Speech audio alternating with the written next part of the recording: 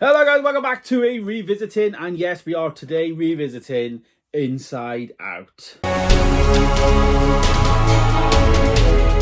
Inside Out is, the oldish Disney film now. 2015 this film came out, I believe. You know, you're talking 9 years ago. This is pretty mad, like. Yeah, I believe it's 2015. Can't actually see it on here, but I think it's around 2015. It's obviously in the title if it's not. I watched this, revisited this. I still haven't opened this version. I didn't watch this. I watched it on my Disney Plus account. Like, ironic, I know. But I've still got this brand new, so you might hear it rustling and stuff like that. Inside Out, though, the first film, love it. Really, really good film. Fun fact, they're actually on offer, these are now, while I stay on the topic of the Blu-ray. These are on offer still on Zavi, so you can get like 5, I think, for 40 quid or 8 for 60, something like that. Anyways, Inside Out 1, of course, is a fantastic film, and it is one of my favorite movies from Disney Pixar. It's full of joy, full of sadness, full of anger, a bit of fear in there, and of course plenty of disgust. I didn't plan that, I just said that off the top of my head. But the film basically follows Riley. Now Riley is in this film a really young child, and she's turning from a young child to maybe a youngish adult, I guess, maybe 12 years of age or 11 years of age or something like that. So it's following Riley and, you know, her experiences in life. Riley, you know, the idea of the film is the inside element is these emotions are, you know, inside Riley's mind. Joy, anger, disgust, fear, and sadness. And the film basically follows them on a journey inside Riley's mind. You know, she's at that point in her life where she's she's trying to redefine herself. She's turned into a bit of a teenager. Adolescence is coming in and all of that. And it's just exploring that. Now, the new movie is out now. Inside Out 2 is actually out now, which is actually smashing the box office. I think it actually took more money than Dune Part 2.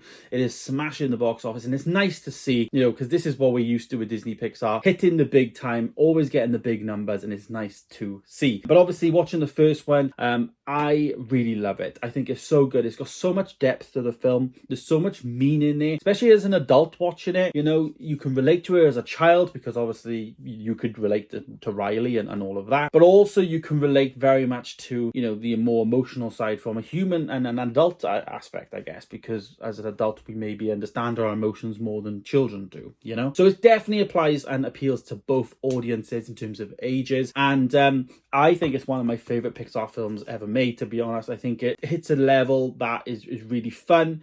You've got the whole aspect of Bing Bong and that journey and like her imaginary friend, all these things that maybe a lot of us had growing up. A lot of us had imaginary friends and stuff like that, and we can relate to it. And that's why Pixar are so good with their movies, is because what they do is they just hone you in and they can make you relate very well to the stories that are involved. And I think from this point of view, I think it's really, really good. Revisiting this though, this is one of those films that I've watched, like, not a lot, but I probably should watch more. Like, you always watch some films and I do revisiting videos and I'm like, should have watched this more. This should have been a film that I just picked up and just gave a go more often rather than just, you know, not watching it, you know. I'm very pleased that I watched this. It was thoroughly entertaining. And obviously going into the second one, you know, I think you need to watch the first one for the second one to make sense more so. Don't get me wrong, you can watch the second one as a standalone, but I think it just adds to the experience, obviously, of, you know, Riley from the beginning. I think the second one does well in terms of, you know, following on from the first one.